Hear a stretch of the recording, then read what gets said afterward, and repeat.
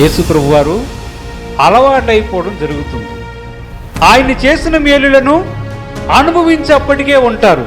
అందువల్ల ఇక వారి హృదయంలో ఎలాంటి కోరికలు పుట్టే అవకాశం ఉందంటే ధనమోసం, ఐహిక విచారాలు చొప్పించే అవకాశం ఉంటుంది. అది ఎవరు చేస్తారో తెలుసా? అపవాది చేస్తాడు. అది ఎలాగూ చేస్తాడో మనం చూడబోతున్నాం. దేవునికి మహిమ కలుగు కాక. హల్లెలూయా. వాక్యం ధ్యానం చేద్దాం. మత్తయి సువార్త 11వ అధ్యాయం 18 నుంచి 23 వచనాలు చూద్దాం. విత్తువాని గూర్చిన ఉపమాన భావమును వినుడి. ఎవడైనను రాజ్యమును గూర్చినటువంటి వాక్యం వినియు గ్రహింపకయుండగా దుష్టుడు వచ్చి వాని హృదయములో విత్తబడిన దానిని ఎత్తుకొని పోవును. త్రోవ ప్రక్కను విత్తబడిన వాడు వీడే. రాతి నేలను విత్తబడిన వాడు వాక్యము విని వెంటనే సంతోషముతో దానిని నంగీకరించువాడు. అయితే అతనిలో వేరు లేనందున అతడు కొంతకాలము నిలుచును గాని వాక్యము నిమిత్తము శ్రమ అయినను హింస అయినను కలుగగానే అభ్యంతరపడును. ముండ్ల పొదలలో విత్తబడిన వాడు వాక్యము వినువాడే గాని ఐహిక విచారము ధనమోహమును ఆ వాక్యమును అణచివేయును గనుక వాడు నిష్ఫలుడవవును. మంచి నేలను విత్తబడిన వాడు వాక్యము విని గ్రహించువాడు. అట్టివాడు సఫలులై ఒకడు 100 ఒకడు 60 ఒకడు 30 ఫలించునను. పరిశుద్ధుడైన తండ్రి, మహోన్నతుడైన దేవా, వాక్యమైన దేవా, మీరు మాతో మాట్లాడమని వేడుకొనుచున్నాను. మా హృదయాలను తెరవ చేయండి ప్రభు. నీ వాక్యములో ఉన్నటువంటి సత్యములను గ్రహించలాగిన సహాయం దయచేయమని యేసుక్రీస్తు పరిశుద్ధ నామములో అడిగి వేడుకొనుచున్నాము తండ్రి. ఆమేన్. హల్లెలూయా. మత్తయి సువార్త 13వ అధ్యాయంలో విత్తువానిని గూర్చినటువంటి ఉపమానం యేసు ప్రభు వారు చెప్పారు. ప్రభు చెప్తూ ఏమన్నారంటే, వాక్యం విత్తబడడం అనేది జరుగుతూ ఉంది. అయితే త్రోవ పక్కన పడే విత్తనము గురించి ఆయన మాట్లాడుతూ అంటున్నాడు. త్రోవ పక్కన పడినటువంటి విత్తనం మనుషుల హృదయాలలో ఫలించదు.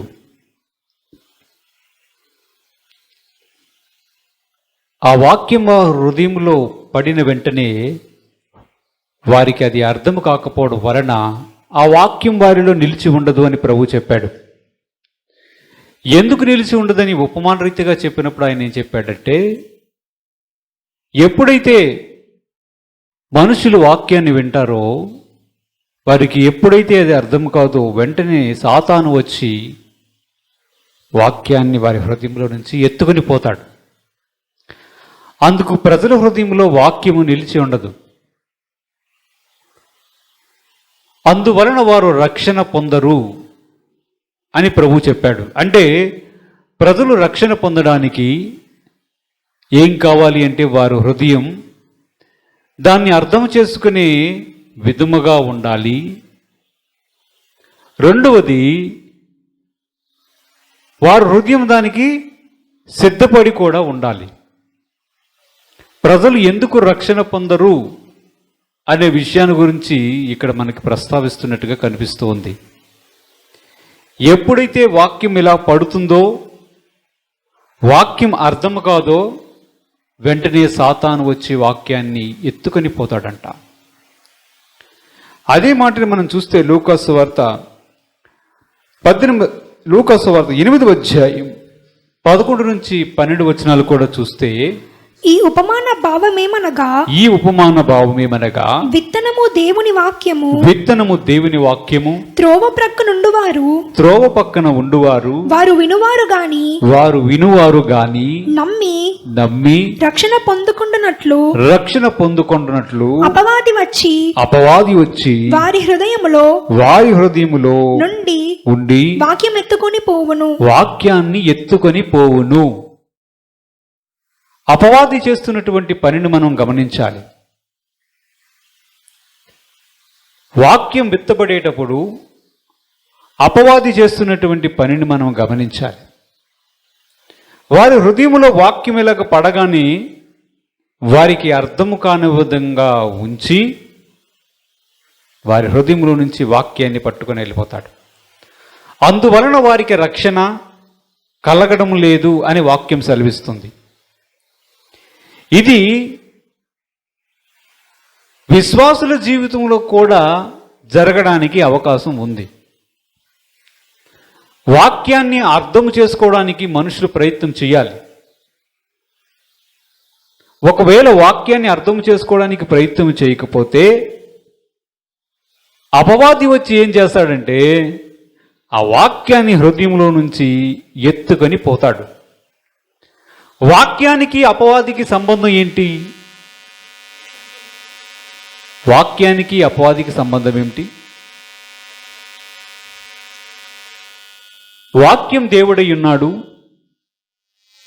అపవాది సాతాను.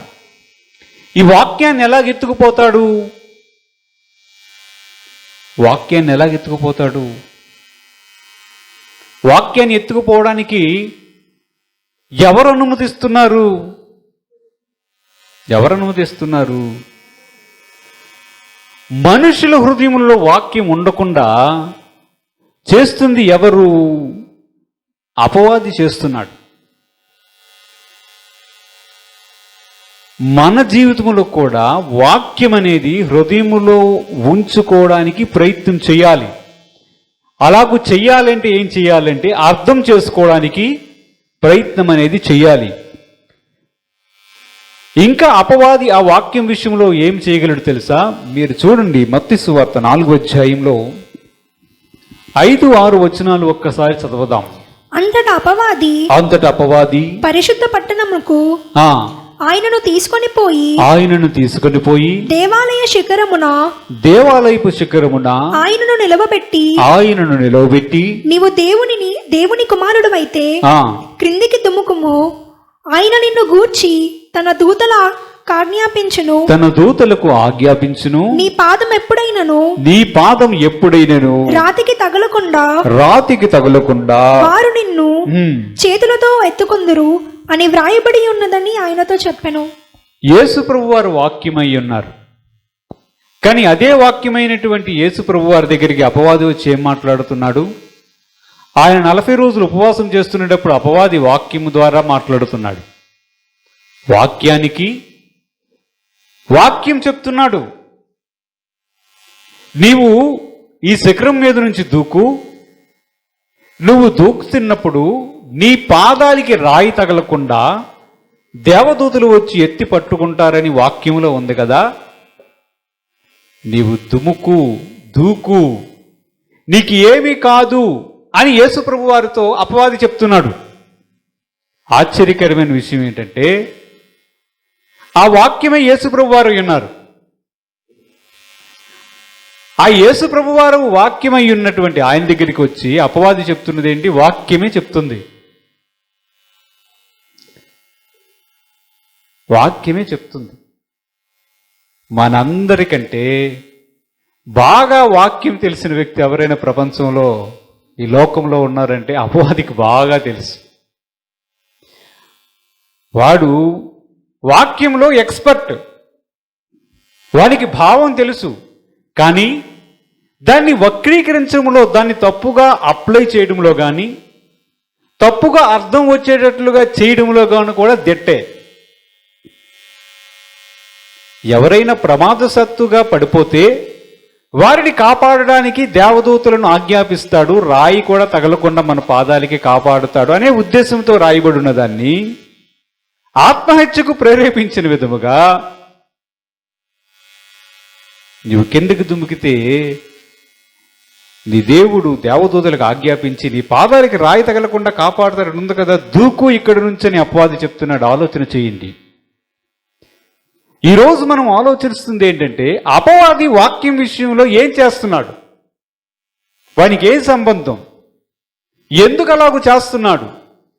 రక్షణ పొందాలనుకున్నటువంటి ప్రజల హృదయంలో వాక్యం ఉండకుండా ఎత్తుకుని పోతున్నాడు, వారికి అర్థం కానివ్వకుండా చేస్తాడు.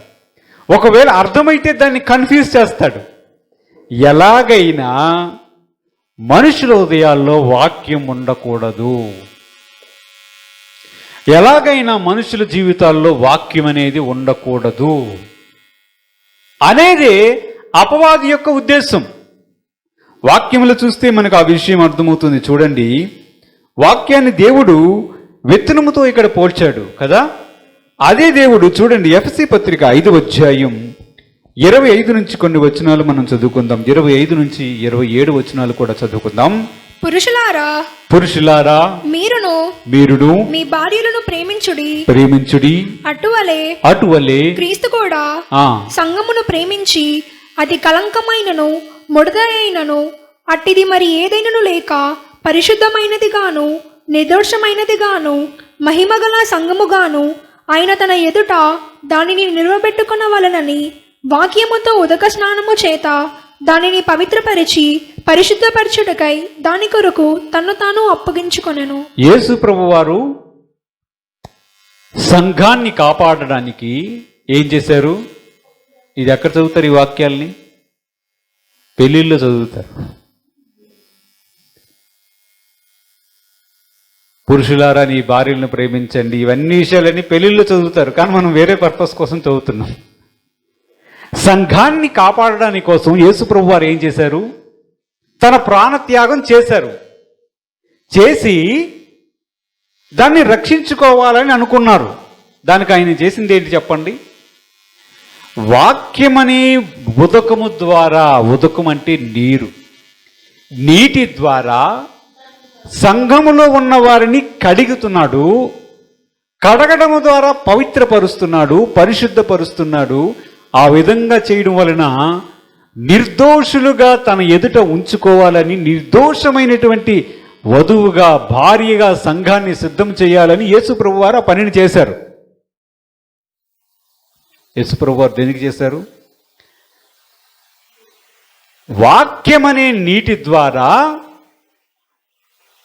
ప్రజలను కడిగి పవిత్రపరచి వారి పాపము నుంచి విడుదల చేసి నాకు భారీగా ఉండాలని సంఘాన్ని సిద్ధపరుస్తున్నాడు.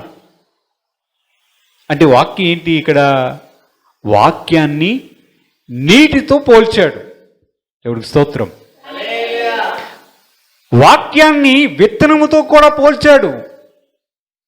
వాక్యాన్ని విత్తనముతో పోల్చాడు, వాక్యాన్ని నీటితో పోల్చాడు. ఇప్పుడు మనం జాగ్రత్తగా గమనించాలి. సాతాను మనుషుల హృదయాల్లో వాక్యాన్ని ఎందుకు ఉంచడో, ఎందుకు ఉంచాలనుకోడో మనకి ఇక్కడ అర్థమవుతుంది. ఇప్పుడు ఆ వాక్యం నీరు ఉంది కదా. ఇప్పుడు మన హృదయాల్లో వాక్యం ఉండకపోతే ఏమవుతుంది? నీటిని తీసివేస్తున్నట్టు. అసలు ఉపమానములో హృదయాన్ని దేంతో పోల్చాడు? హృదయాన్ని దేంతో పోల్చాడు? మంచి నేలతో పోల్చాడు. అంతేనా? నేలలో విత్తనం, నేల హృదయమయ్యుంది, విత్తనం వాక్యమయ్యుంది. అంతేనా? ఇక్కడ చూస్తుంటే వాక్యాన్ని నీటితో పోల్చాడు. నీరేం చేస్తుంది? మనుషులను పవిత్రపరుస్తుంది, కడుక్కోవడానికి, శుద్ధీకరణ చేయడానికి ఉపయోగపడుతుంది. అంటే వాక్యం ఒకవేళ హృదయంలో ఉంటే ఏం చేస్తుంది? మనుషులను శుద్ధపరుస్తుంది, శుద్ధీకరిస్తుంది, పవిత్రపరుస్తుంది. కాబట్టి ఇప్పుడు ఏం చెయ్యాలి? వాక్యము కానీ ఒకవేళ ఒకను హృదయంలో లేకపోతే ఆ మనిషి జీవితంలో పవిత్రతకి దూరం అవుతాడు, పరిశుద్ధతకి దూరం అవుతాడు. ఎప్పుడైతే అలాగవుతాడో అప్పుడు వాడు ప్రయత్నాన్ని చేస్తాడు. చూడండి, మనకు అర్థమవుతుంది. కీర్తనలు 119వ అధ్యాయం 9 నుంచి 9వ వచనం ఒక్కసారి చదువుకుందాం. యవనస్తులు దేని చేత తమ నడతను శుద్ధిపరచుకుందురు నీ వాక్యమును బట్టి దానిని జాగ్రత్తగా చూచుకొనుట చేతనే కదా. ఏం చెప్తున్నాడు వాక్యములో? మనుషులు తమ ప్రవర్తనను శుద్ధీకరణ చేసుకోవడం దేని ద్వారా జరుగుతుంది? వాక్యము ద్వారానే జరుగుతుంది. అంటే వాక్యం ఏం చెప్తుంది, ఎలాగూ మన నడతని పవిత్రకుంచుకోవాలి అనే విషయాన్ని వాక్యం చెప్తుండడం వలన వాక్యాన్ని పవిత్రమైనటువంటి నిర్మలమైనటువంటి నీటితో పోల్చాడు దేవుడు. కాబట్టి ఆ వాక్యం ఎప్పుడైతే మన దగ్గర ఉంటుందో, మన హృదయంలో ఉంటుందో, ఆ వాక్యం మన జ్ఞాపకం చేసి మనల్ని ఏం చేస్తుందంటే మనల్ని పరిశుద్ధపరుస్తుంది, పవిత్రపరుస్తుంది. అందును బట్టి మనం పవిత్రంగా ఉండగలుగుతాం. అందును బట్టి పవిత్రంగా ఉండగలుగుతాం. ఒకవేళ సాతాను గాని ఆ వాక్యాన్ని ఎత్తుకొని పోతే పవిత్రతకి ప్రజలు దూరం అవుతారు. వాక్యాన్ని చూద్దాం. మత్తయి సువార్త 12వ అధ్యాయంలో 43 నుంచి 45 వచనాలు ఒక్కసారి చూద్దాం. అపవిత్రాత్మ ఒక మనుష్యుని వదిలిపోయిన తరువాత అది విశ్రాంతి వెతుకుచు నీరు లేని చోట్ల తిరుగుచుండును. విశ్రాంతి దొరకనందున నేను వదిలి వచ్చిన నా ఇంటికి తిరిగి వెళ్ళదననుకొని వచ్చి ఆ ఇంట ఎవరును లేక అది ఊడ్చి అమర్చియుండుట చూచి వెళ్ళి తనకంటే చెడ్డవైన మరి 7 దయ్యములను వెంటబెట్టుకొని వచ్చును. అవి దానిలో ప్రవేశించి అక్కడనే కాపురముండును. అందుచేత ఆ మనుష్యుని కడపటి స్థితి మొదటి స్థితి కంటే చెడ్డదగును. అలాగే ఈ దుష్టతరము వారికి సంభవించిన నేను. ప్రభు ఇక్కడ ఒక ఉపమానాన్ని చెప్తున్నాడు, ఒక సత్యాన్ని చెప్తున్నాడు. ఒక మనుషుణ్ణి పట్టినటువంటి అపవిత్రాత్మ అతన్ని విడిచిపోయిన తర్వాత ఏం చేస్తుంది? ఒక వ్యక్తికి దెయ్యం పట్టింది. దెయ్యం అతన్ని విడిచిపెట్టి వెళ్ళిపోయిన తర్వాత ఆ అపవిత్రాత్మ ఏం చేస్తుందో తెలుసా? అపవిత్రాత్మలకు, దురాత్మలకు విశ్రాంతి కావాలి. ఏం కావాలి? విశ్రాంతి కావాలి. మనకు కూడా శాంతి, విశ్రాంతే కావాలి. అది విశ్రాంతిని వెతుకుతుంటుందంట. విశ్రాంతి వెతకడం ఎలా వెతుకుతుందంటే, ఎవరి దేహంలోనైనా దూరి అక్కడ ఖాళీగా ఉందా లేదో చూసుకొని అక్కడికి వెళ్ళి నివసించాలని కోరుకుంటాయి. సేన అని ఒక వ్యక్తి, దెయ్యములు పట్టినటువంటి ఒక వ్యక్తిలో సేన అనే దెయ్యములు గుంపు మనం చూసాం. అవి యేసుప్రభు వారిని ఏమని బ్రతిమలాడుకున్నాయి? మేము పందుల గుంపులోనికి వెళ్ళిపోతాం, దయచేసి నాకు అవకాశం ఇవ్వవా, పర్మిషన్ ఇవ్వా అని యేసుప్రభు వారిని అడిగిందా? అడిగాయా లేవా? ఎందుకు అడగాలి? అంతవరకు ఎక్కడున్నాయి? అంతవరకు ఆ వ్యక్తిలో ఉన్నాయి. అంతవరకు ఎక్కడున్నాయి? ఆ వ్యక్తిలో ఉన్నాయి. తర్వాత ఏమైంది? ఎప్పుడైతే యేసుప్రభు వారు ఆ దయ్యములను అతనిలో నుంచి వెళ్ళిపోమని ఆజ్ఞాపించాడో, వెళ్ళిన వెంటనే ఎక్కడికి వెళ్ళాయి? పందుల గుంపులోనికి వెళ్ళాయి. ఎందుకు వెళ్ళాయి? ఎక్కడో ఒక దగ్గర ఉండాలి. వాక్యములో చూస్తుంటే ఏం చెప్తున్నాడు దేవుడు? అపవిత్రాత్మ ఒక మనిషిని విడిచిపెట్టి వెళ్ళిపోయిన తర్వాత ఏం చేస్తుంది? నీరు లేని చోట్ల వెతుకుతూ ఉంటుంది. ఇక్కడ మనం ఆలోచన చేయాలి. ఇక్కడికే మనం వస్తున్నాం. ఈ నీరు ఎక్కడుండాలి? ఎక్కడుండాలి ఈ నీరు? ఈ నీరు హృదయము లోపల ఉండాలి. ఆ నీరేంటి? వాక్యమై ఉంది. ఇప్పుడు అపవాది చేస్తున్నటువంటి ఒక ప్రక్రియ మనకు క్లియర్గా అర్థమవుతుంది. ఏం చేస్తున్నాడు? విత్తనం, దేవుని యొక్క వాక్యం ఒక హృదయంలో విత్తబడిన వెంటనే దాన్ని ఎత్తుకొని పట్టుకొని పోతున్నాడు. అంటే ఏం చేస్తున్నాడు? నీరు లేని స్థలముగా ఒకరి హృదయాన్ని చేస్తూ ఉన్నట్లుగా మనకు కనిపిస్తుందా లేదా? అక్కడికి వెళ్ళాలి, అక్కడ అపవిత్రత ఉంటుంది గనుక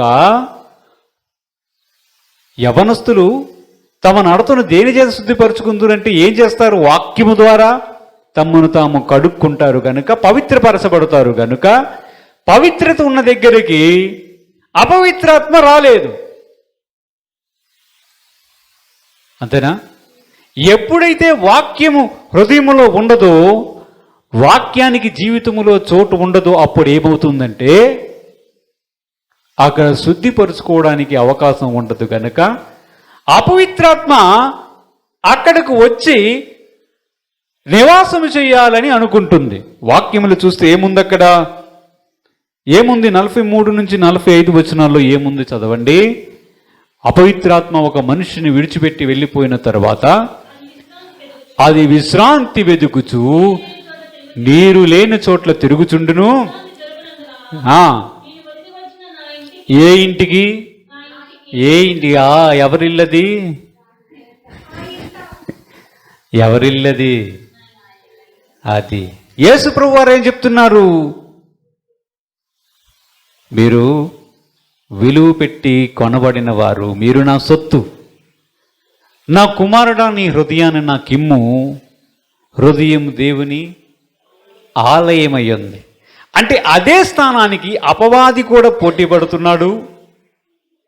దేవుడు అక్కడ ఉండాలని కోరుకుంటున్నాడు. అపవాది యొక్క ఆలోచనలు మనం చూస్తే మనకేమర్థమవుతుందంటే, వాక్యం రక్షణ పొందినటువంటి ప్రజలు వినేటప్పుడు అపవాది చేస్తున్నటువంటి పనిని చూడండి. అపవాది ఎలాంటి వాడంటే, వాక్యం యొక్క భావాన్ని తెలుసుకున్నవాడు. రెండవది, వాక్య భావాన్ని వక్రీకరించగలిగే సామర్థ్యం కలిగినవాడు. ఇంకొక విషయం ఏంటంటే, వాక్యం ఒకవేళ ప్రజల హృదయంలో ఉన్నట్లయితే వారు తమ నడతను పవిత్రపరుచుకుంటారు గనుక, వారు అపవిత్రులుగా ఉండరు గనుక, ఆ వాక్యాన్ని లేదా ఆ నీటిని గాని తీసివేస్తే అక్కడ అపవిత్రాత్మ వెళ్ళి ఉండడానికి, అనువైన ప్లేసుగా ఉంచడానికి ప్రయత్నం చేస్తాడు. ఆ విధముగా అపవాది వాక్యం విషయంలో ఆలోచన చేస్తాడు. ఇంకా మనం దేవుని యొక్క వాక్యంలో చూస్తాం. అదే ఉపమానాన్ని చూడండి. మత్తయి సువార్త 13వ అధ్యాయంలోనే 22వ వచనాన్ని మనం చదువుతాం. ముండ్ల పొదలలో విత్తబడినవాడు వాక్యము వినువాడే గాని ఐహిక విచారమును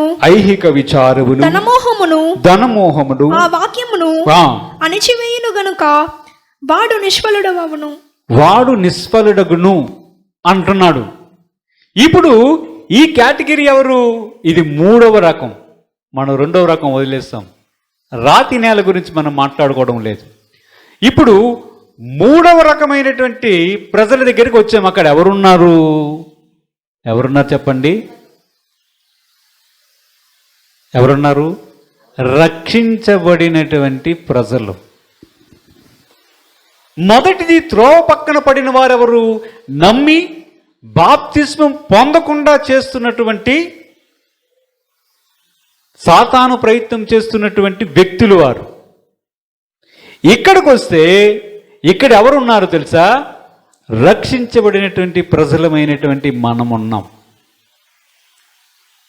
వాక్యం మన హృదయంలోనికి వచ్చి, దేవుని యొక్క కోరిక ఏమిటంటే ప్రజలు ఫలించాలి, నా బిడ్డలు ఫలించాలి అనేది దేవుని యొక్క కోరిక ఉంది.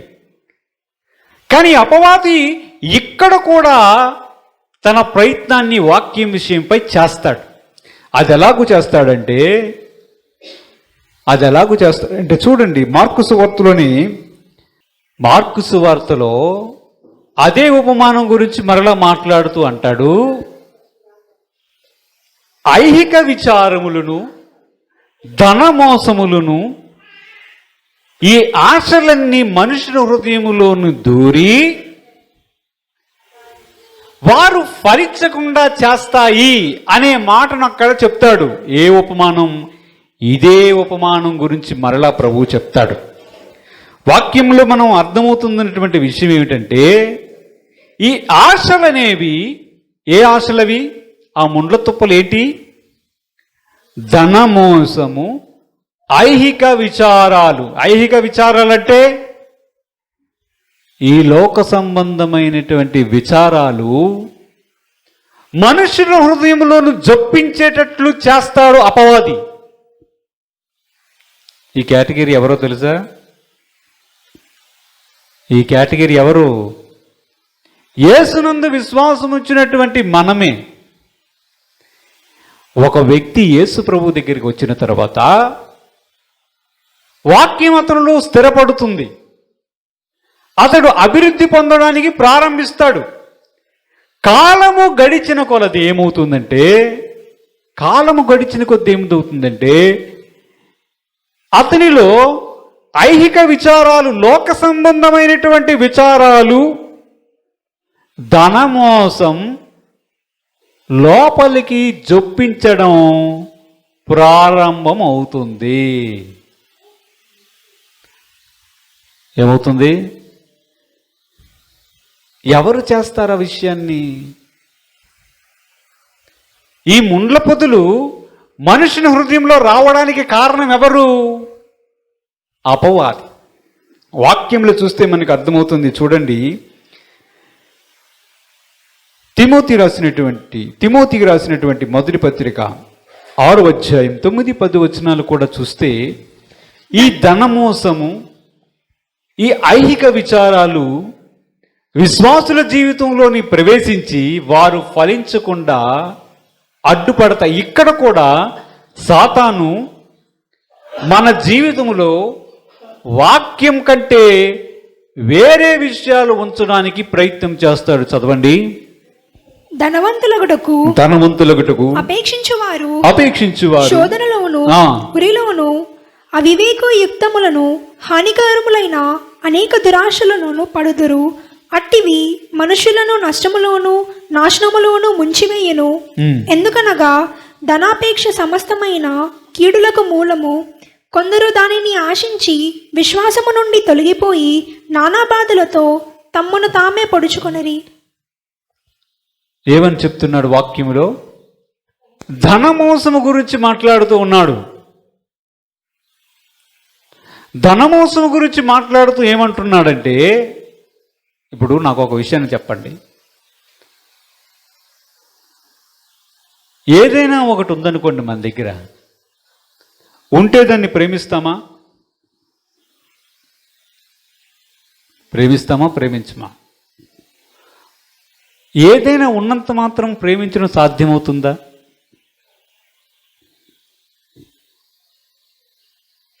ఉండడం వేరే, ప్రేమించడం వేరే. అంతేనా? అదే రూలు డబ్బులకు అప్లై చేయండి. డబ్బులు ఉండడం వేరే, డబ్బును ప్రేమించడం వేరే. అబ్రహాము మిక్కిలి ధనవంతుడు, యోబు మిక్కిలి ధనవంతుడు, లాజరు మిక్కిలి పేదవాడు. ఇంతకీ మరి మనుషుల హృదయములోనికి ధనమోసము జొప్పించడం అనేది ఎలాగూ సాధ్యమవుతుంది? ఎవరు చేస్తున్నారు? అది విశ్వాసుల జీవితంలో ఎలాగ పనిచేస్తుంది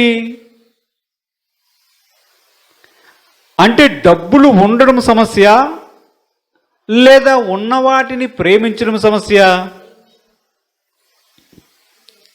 అందుకే అడుగుతున్నాను. చాలామంది బోధ ఎలాగ మనకి వినిపిస్తూ ఉంటుందంటే, ధనవంతులు పరలోక రాజ్యంలో ప్రవేశించడం బహు దుర్లభం. అవునా? ఒంటె సూది బెజ్జములో దూరడం సులభమేమో కానీ ధనవంతుడు పరలోక రాజ్యంలో ప్రవేశించడం బహు దుర్లభం. అంటే ధనవంతులందరూ కూడా ఎక్కడ ఉండాలి? భూమి మీద ఉండాలా? ధనవంతులందరూ కూడా నరకానికి వెళ్ళాలి కదా. మరి యెహోవా ఆశీర్వాదం మీకు ఐశ్వర్యం ఇచ్చును అని ఉంది కదా. అదేంటి అంటే ఆయనే మనకి ఐశ్వర్యాన్ని ఇచ్చి ఎక్కడికో పంపించాలనుకుంటున్నాడా? లేదు. మనం ఇక్కడ ఒక విషయాన్ని అర్థం చేసుకోవాలి. మన దగ్గర ఉండొచ్చు, కానీ దాన్ని ప్రేమించడం వేరే, అవి కలిగి ఉండడం వేరే. ఇంకా సింపుల్గా అర్థం కావాలంటే ఈ లోకానుసారముగా ఒక విషయాన్ని ఆలోచన చేద్దాం. ఒక వ్యక్తికి భార్య ఉందనుకుందాం. భార్య ఉండడం వేరే, భార్యని ప్రేమించడం వేరే. భర్త ఉండడం వేరే, భర్తను ప్రేమించడం వేరే. అంతేనా? ఒకవేళ ఉన్న వాటన్నిటిని అందరూ ప్రేమించగలిగితే కోర్టులో తగాదాలు ఎందుకు ఉంటాయి? ఉంటాయా? అంటే దాని అర్థం ఏంటి? ఇక్కడ ధనం ఉండడం సమస్య, ధనాన్ని ప్రేమించడం సమస్య. లోకంలో ఉండేటప్పుడు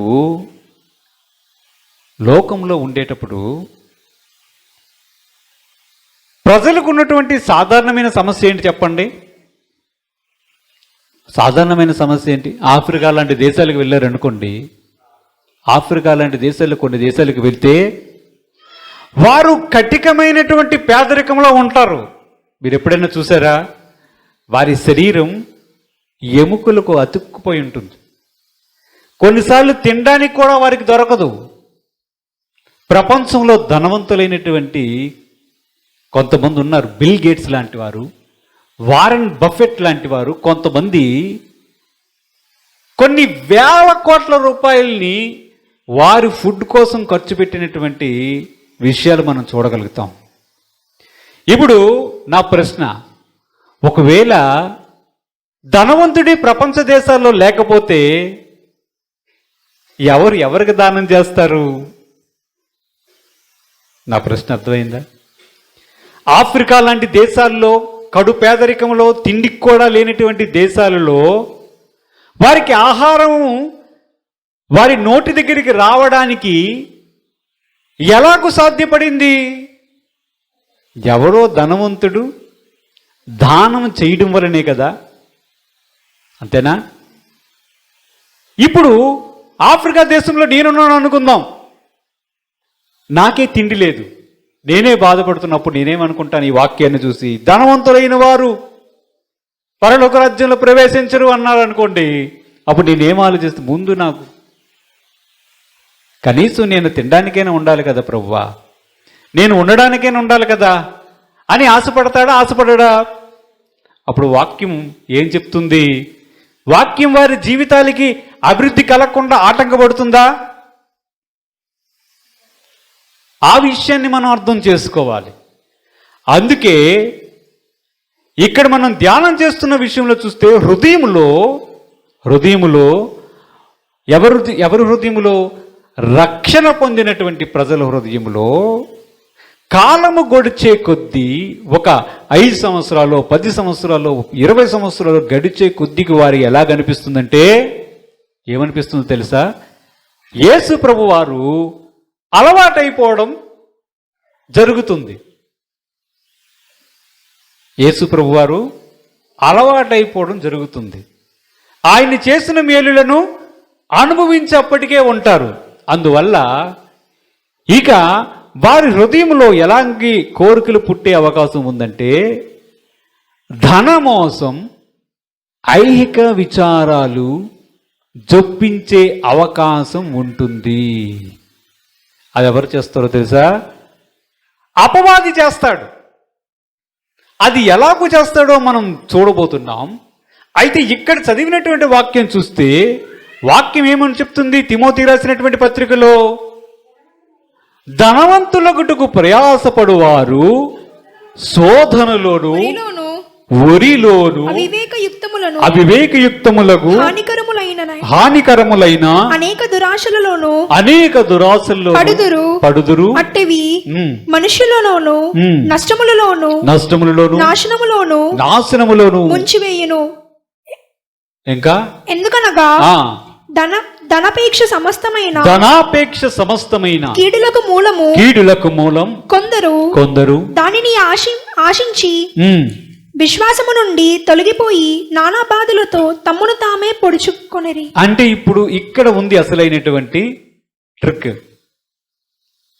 ఎప్పుడైతే ధనమోసం అనేది విశ్వాస జీవితంలోనికి ఎంటర్ అవుతుందో అప్పుడు ఏమవుతుందంటే మొదట శోధన, రెండవది ఉరి, మూడవది ఏంటవుతుందో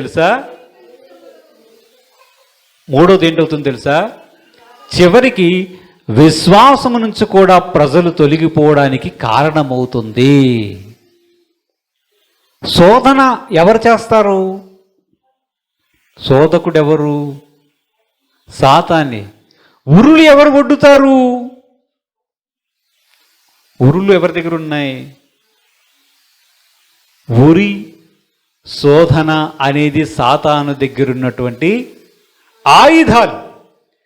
అందుకే వాక్యం చెప్తుంది, మనం కానీ చూద్దాం ఒక్కసారి. అదే 1 తిమోతి పత్రిక 3వ అధ్యాయం 7వ వచనములో చూస్తే, మరియు అతడు నిందపాలై అపవాది ఉరిలో పడిపోకుండునట్లు సంఘమునకు వెలుపటి వారి చేత మంచి సాక్ష్యము పొందినవాడే ఉండవలెను. ఎవరి గురించి చెప్తున్నాడు? ఎవరైనా ఒక వ్యక్తి సంఘానికి అధ్యక్షునిగా లేదా దేవుని సేవకుడిగా ఉండాలనుకుంటే ఆ వ్యక్తికి ఉండవలసిన లక్షణాల గురించి వాక్యంలో చెప్తున్నాడు. చాలా విషయాలు చెప్పుకుంటూ వస్తూ ఒక మాట చెప్పాడు. ఏంటో తెలుసా? ఆ వ్యక్తి దేవుని సేవకు వస్తే మొట్టమొదట సంఘం వెలుపటి వారి చేత మంచి సాక్ష్యం కలిగి ఉండాలి. ఇది ఒక కండిషన్. ఎందుకంటే అతడు దేవుని గురించి చెప్తునేటప్పుడు అతడు గాని సాక్ష్యం గాని సరిగ్గా లేకపోతే ఎవడు వినడు. రెండవది, దేవుని నామానికి అవమానం కలుగుతుంది. ఇక్కడ అపవాది చేసే ఆలోచన తంత్రము మనకు తెలియాలి. ఏం చెప్తున్నది వాక్యం?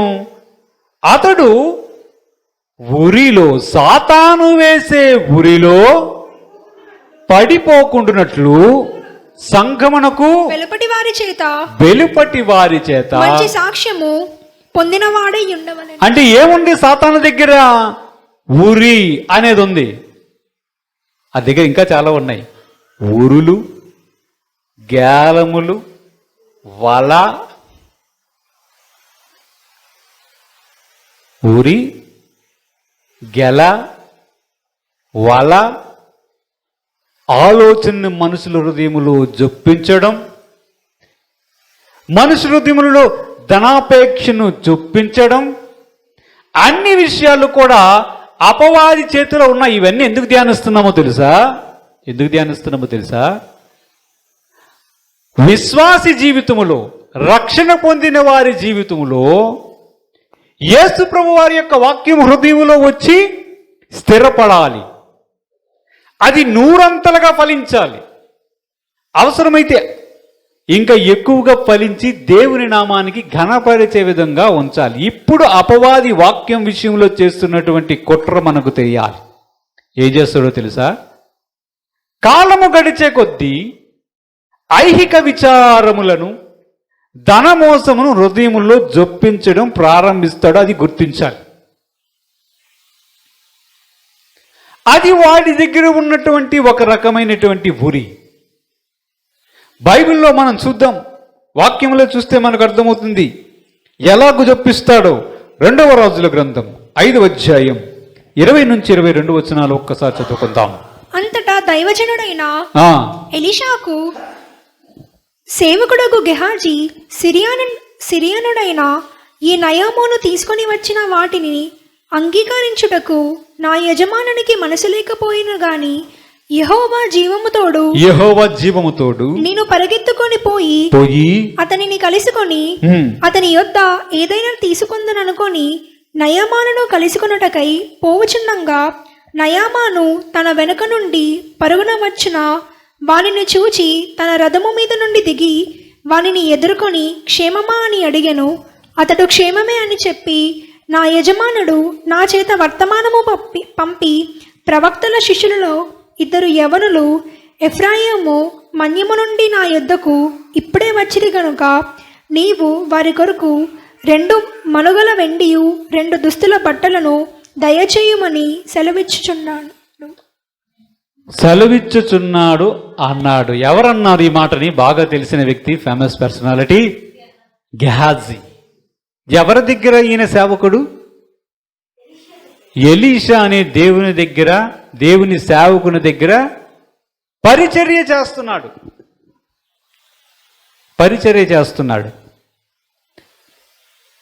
ఇతడు ఏమని మాట్లాడుతున్నాడు? నా యజమానైనటువంటి ఎలీషా నయమాను గారు కొంత కానుకలు తీసుకుని వచ్చాడు. ఏం కానుకలు తీసుకొచ్చాడంటే బట్టలు, కొంచెం బంగారం, వెండి తీసుకుని వస్తే వాటిని ఆశపడకుండా నీవు కేవలం స్వస్థత పొందు చాలు, నాకు నీ యొక్క కానుకలు నాకేం అవసరం వద్దు అని పంపించి వేస్తే గెహాజీ ఏం చేశాడు? ఆశించి ఆగాడా? ఆశించి వెళ్ళిపోతున్నటువంటి రథం వెనుక పరిగెట్టి ఏమడిగాడు? 2 మనుగులు వెండి కట్టి. ఏం కావాలి ఆయనకి ఏం కావాలి? బట్టలు కావాలి, కొంచెం వెండి కావాలి. ఇప్పుడే మన్యంలో నుంచి మరికొంతమంది దైవజనులు వచ్చారు. మా అయ్యగారు ఒక్కసారి నీ దగ్గరికి పొమ్మని చెప్పి కొంచెం బట్టలున్ని కొంచెం వెండి ఇస్తే వాళ్ళు కొంచెం జీవిస్తారు, వాళ్ళు బతకడానికి ఏదో దొరుకుతుందని నన్ను పంపించాడు అని గెహాజీ గారు నయమానుతో చెప్పాడు. ఆలోచన చెయ్యండి. ఎలీషా తర్వాత దేవుని సేవలో నేను అనుకుంటాను గెహాజీ అలాంటి పరిచర్యని చెయ్యాలి. ఎవరు చెయ్యాలి? గెహాజీ చెయ్యాలి అలాంటి పరిచర్య, దేవుని యొక్క సేవని. ఇప్పుడు చూడండి సాతాను యొక్క దృష్టి. ధనాపేక్షను ఎన్నో సంవత్సరాలు బట్టి బహుశా గెహాజీ దగ్గరే పరిచర్య చేస్తున్నాడు సేవకుడైనటువంటి గెహాజీ. ఎలీషా దగ్గర పనిచేస్తున్నటువంటి సేవకుడైనటువంటి గెహాజీ ఎన్నో సంవత్సరాలు బట్టి పరిచర్య చేస్తున్నాడు. కానీ ఎప్పుడైతే, అదే చెప్తున్నా, కాలము గడిచే కొద్దీ విశ్వాసుల జీవితంలో ముండ్ల పొదలు, ఐహిక విచారములు, ధనమోసములను సాతాను జొప్పిస్తాడు. అందువలన మన జీవితంలో ఉన్నటువంటి వాక్యం మనల్ని ఫలింపజేయాలని ప్రయత్నం చేస్తున్నటువంటి దేవుని యొక్క చిత్తం జరగకుండా అపవాది అడ్డుపడుతూ ఉంటాడు. ఇది అపవాది వాక్యం విషయంలో ఆలోచన చేస్తున్నటువంటి కుట్ర. గెహాజీ దానికోసమే పరిగెట్టాడు. ఇప్పుడు చూడండి, ఈ ధనాపేక్ష సమస్తమైనటువంటి కీడులకు మూలం అంటే ఏమైంది? పరిగెట్టి వెళ్ళి ఏం మాట్లాడాడు? మీరు చూడండి, మొదటిది వాక్యం ఏమని సెలవిస్తుంది? మొదటిది, నీ పొరుగువానిది ఏదియు ఆశింపకూడదు అని ఉందా లేదా? ఇతనికి చూడగానే ఏమొచ్చింది? గెహాజీ గారికి చూడగానే ఏమొచ్చింది? అంత పట్టుకొని వెళ్ళిపోతున్నాడు. మా పాస్టర్ ఎలీసా గారికి అసలు మనసే లేదు. ఇలాంటి సేవకుడు ఏంటే? సేవకుడు అంటే నాలా ఉండాలి, ఈయనకి తెలియదు ఎలా చెయ్యాలో, నేను చేస్తానని చెప్పి వెళ్ళాడు. మొదటిది చూస్తే అసలు యేసుప్రభు వారు శిష్యులకు అధికారం ఇచ్చాడు కదా. అపవిత్రాత్మల మీద, దురాత్మల మీద పరిచయం చేస్తున్నప్పుడు ఆయన ఏమన్నాడు? ఉచితముగా పొందితిరి, ఉచితంగా చెయ్యండి అన్నాడు. అవునా? అన్నాడా? ఎందుకు మరి పాస్టర్ గారు ప్రార్థన చేసి ఎవరికైనా స్వస్థత కలిగించిన తర్వాత మరి కానుక దేవుని నామంలో స్వీకరించాలా స్వీకరించకూడదా?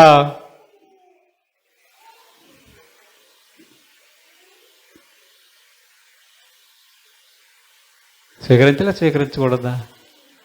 అది పాస్టర్ గారు కాదు, దేవునికి స్తోత్రం. హల్లెలూయా, హల్లెలూయా. ఎప్పుడైతే ఆయన దాన్ని వద్దని అన్నాడో గెహాజీ యొక్క మనస్సు దాని మీదకి వెళ్ళిపోయింది. గెహాజీ యొక్క మనస్సు దానికి వెళ్ళిపోయినప్పుడు ఏం జరిగింది? గెహాజీ పొరుగువానిది ఆశించడం చూసాం కదా. తర్వాత ఏం చెప్పాడో తెలుసా? ఇప్పుడే ఇద్దరు మన్యము నుంచి వచ్చారు, వారికి కొంచెం ఇవ్వమని పాస్టర్ గారు ఎలీసా గారు చెప్పారు అన్నాడు. ఇప్పుడు ఏం చేశాడు?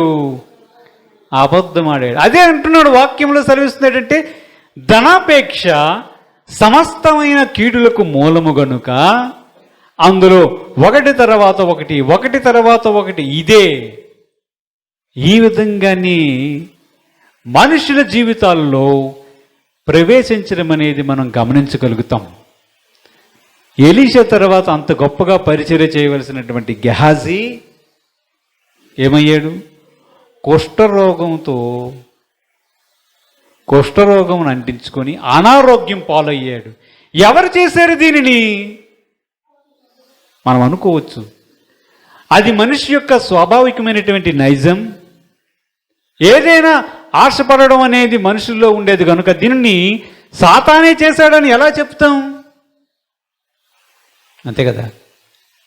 ప్రతిదానికి క్రైస్తవులైతే సాతానే చేశాడని వాడి మీద తోసేస్తున్నారు.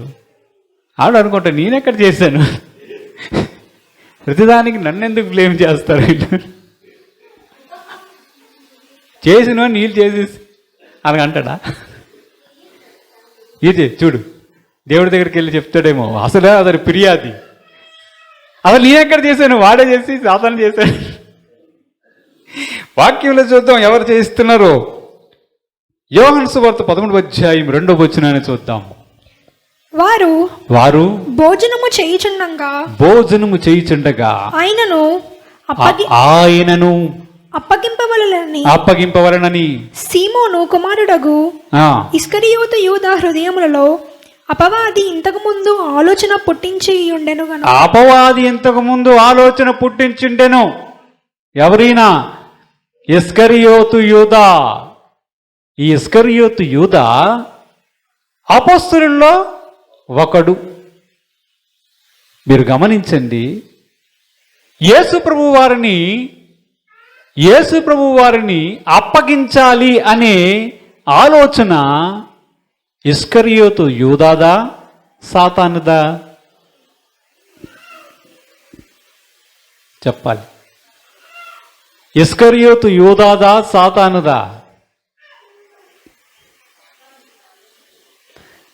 అక్కడేముంది?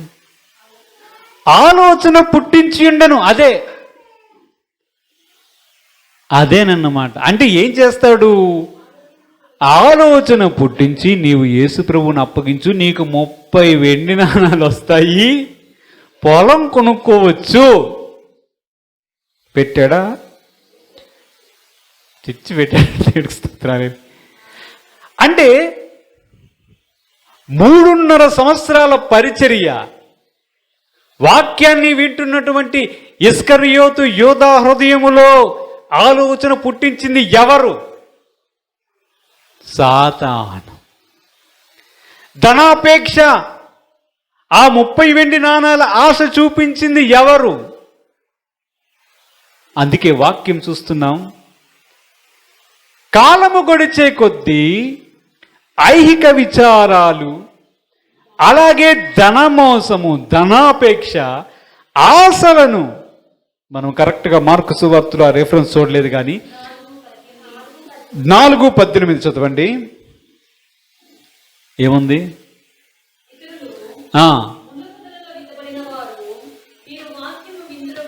వీరు వాక్యము విందురు గాని ఐహిక విచారములను, ధనమోసమును, మరి ఇతరమైన ఆపేక్షలను లోపల చొచ్చి వాక్యమును అణిచివేయడం వలన అంటే ఏంటి? మనుషుల హృదయాలలోనికి ఆశలు జొప్పిస్తున్నాడు. ఇస్కరియోతు యోధాలో చూసాం, జొప్పించాడు, ఆలోచన జొప్పించాడు, ఆశలను జొప్పించాడు. అంటే అయితే మొదటగా వాక్యం ప్రజల హృదయంలో పడకుండా, పడిన తర్వాత దాన్ని అర్థం కాకుండా తీసేయడం అనేది సాతాను యొక్క మొదటి కుట్ర. ఈసారి పడిన తర్వాత కొంతకాలం వారు ప్రయాణం చేస్తున్నప్పుడు, ఒక 5 సంవత్సరాలు 10 సంవత్సరాలు యేసు ప్రభు వారి దగ్గరికి వచ్చి అనుభవిస్తూ ఆయన మేలులు అనుభవిస్తున్నటువంటి వ్యక్తి జీవితాల్లో ఏం చేస్తాడంటే సైలెంట్గా లోకములో ఉన్నటువంటి ఆశలను వారి హృదయంలోనికి జొప్పించి ఏం చేస్తాడు? వాక్యాన్ని అక్కడ ఉంచకుండా చేస్తాడు. ఆ విధంగా చేయడం వలన వారు దేవుని దృష్టిలో ఎంతగానో ఫలించాలి, కానీ వారిని ఫలింపనివ్వకుండా చేస్తాడు సైతాన్. అందుకే వాక్యములు చూద్దాం. కీర్తన గ్రంథం 1వ అధ్యాయం 1 నుంచి 3 వచనాలు చూస్తే మనకు అక్కడ దుష్టుల ఆలోచన చెప్పున నడవక పాపుల మార్గమున నిలువక అపహాసకులు కూర్చుండు చోటున కూర్చుండగా యెహోవా ధర్మశాస్త్రమునందు ఆనందించుచు దివారాత్రము దాన్ని ధ్యానించువాడు ధన్యుడు. అతడు నీటి కాలువల యోరాను నాటబడినదై ఆకువాడక తన కాలమందు ఫలమిచ్చు చెట్టు వలె ఉండును. అందరికీ తెలుసు. దేవుడికి స్తోత్రం. హల్లెలూయా, హల్లెలూయా. ప్రభు చెప్తున్నటువంటి మాట ఏంటంటే, ఇక్కడ మరలా మీకు కనిపిస్తుంది ఒకటి. ఏంటి తెలుసా? నీళ్లు కనిపించాయా? వాక్య ధ్యానం చెయ్యండి అంటున్నాడు ఒకవైపు, అన్నాడా? దివారాత్రములు దాన్ని ధ్యానించేవాడు ధన్యుడు అంటున్నాడు. ఇంకొక వైపు చూస్తుంటే నీటి కాలవల వార గురించి మాట్లాడుతున్నా. అంటే ఏంటి? అదే వాక్యం విత్తనముగా కనిపిస్తుంది, అదే వాక్యం నీళ్ళలా కనిపిస్తుంది. ఇవన్నీ ఎక్కడికి? అనేక రెట్లు మనం ఫలించాలని దేవుని యొక్క ఉద్దేశమై ఉన్నది. చివరగా మనకి వాక్య భాగం ద్వారా ఏమర్థమవుతుంది? దేవుడి స్తోత్రం. హల్లెలూయా. ఏమర్థమవుతుందంటే, వాక్యాన్ని ధ్యానించాలి, అది మనం హృదయములో ఫలించేటట్లుగా మనం అనుమతినివ్వాలి. వాక్యాన్ని అర్థం చేసుకుని చదివితే దాన్ని అపవాది ఎత్తుకొని పోలేడు. వాక్యాన్ని మనం హృదయంలో ఫలించేటట్లుగా ఉంచుకుంటే అనేక రెట్లు ప్రతిఫలాన్ని మనం పొందగలుగుతాం, దైవాశీర్వాదాలు మనం చూడగలుగుతాం. దేవుడు తన పరిశుద్ధ వాక్యం దీవించుగాక. ఆమేన్. ప్రార్థన చేద్దాం. పరిశుద్ధుడు విని మహోన్నతుడు విని దేవా, వాక్యమైన దేవా, ఈ వాక్యాన్ని మా హృదయంలో ఫలింపజేయమని వేడుకొనుచున్నాం. నీటి కాలువల ఓర నాటబడిన చెట్టు వలె మేము ఫలమిచ్చుటకు మాకు సహాయం దయచేయండి. నీ వాక్యానుసారముగా జీవించే కృపా భాగ్యం మాకు దయచేయమని యేసుక్రీస్తు పరిశుద్ధ నామమున అడిగి వేడుకొనుచున్నాము తండ్రి.